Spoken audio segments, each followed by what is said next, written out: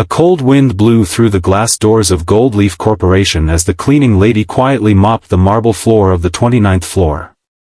No one noticed her, no one greeted her, except for the night guard, who occasionally nodded out of habit. Her name was Myra. Every evening, long after the executives had gone home, Myra would appear like a ghost, silent, diligent, and invisible.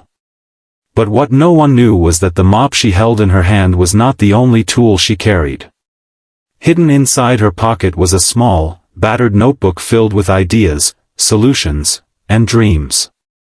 Myra had once studied business administration before life took a cruel turn. Her father passed away, her mother fell ill, and Myra had to drop out of university to work and provide for her younger siblings. Years passed. She never complained.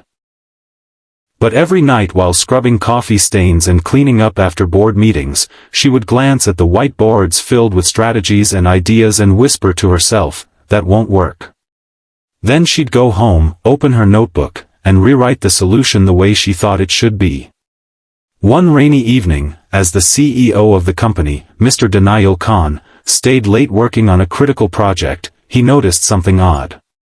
The whiteboard in the conference room had been erased and rewritten, but not by him or his team. Instead of the usual buzzwords and empty jargon, there were precise, insightful notes on market positioning, customer psychology, and efficiency models. He stared at them for a long moment. They made too much sense. Far more than anything his team had come up with. He called his assistant the next morning, asking who had used the board overnight. "No one, sir." "Only the cleaning staff would have been here," the assistant replied hesitantly.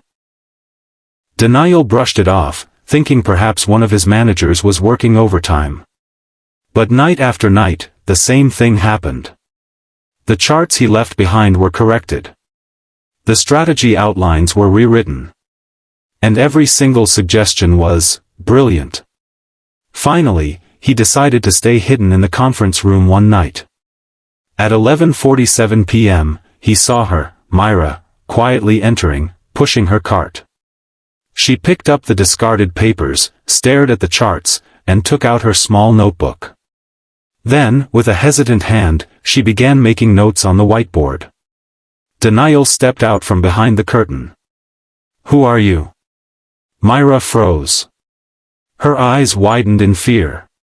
"I'm sorry, sir. I was just—" "You wrote all of this," he interrupted, pointing to the board.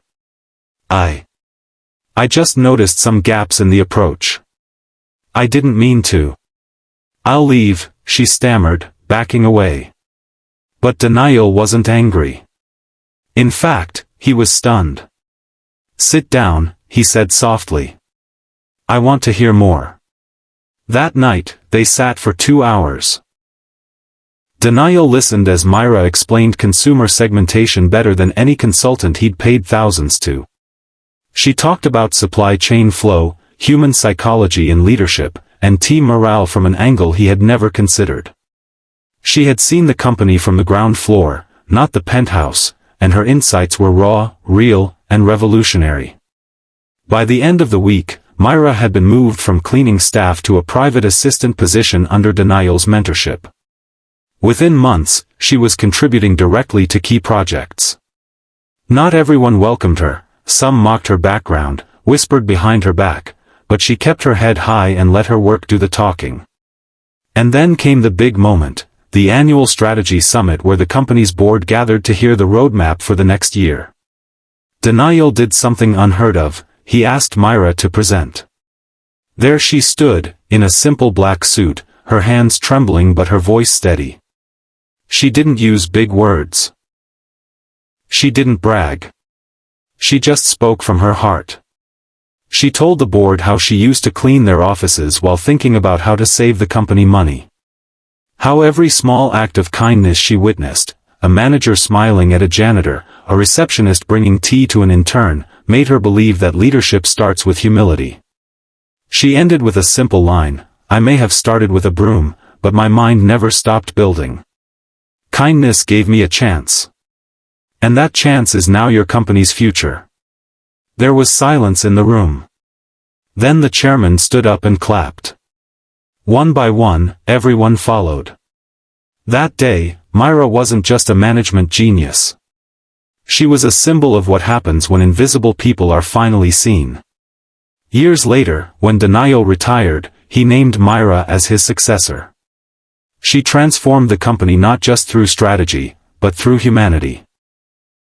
She created scholarships for employees' children, set up mentorship programs for support staff, and built a leadership culture where the question, "How are you really doing today?" mattered as much as, "What's the profit margin?" And every time someone asked her how she did it, Myra would smile and take out her old, weathered notebook, the one filled with dreams scribbled between cleaning shifts, and say, "With this, and a little kindness,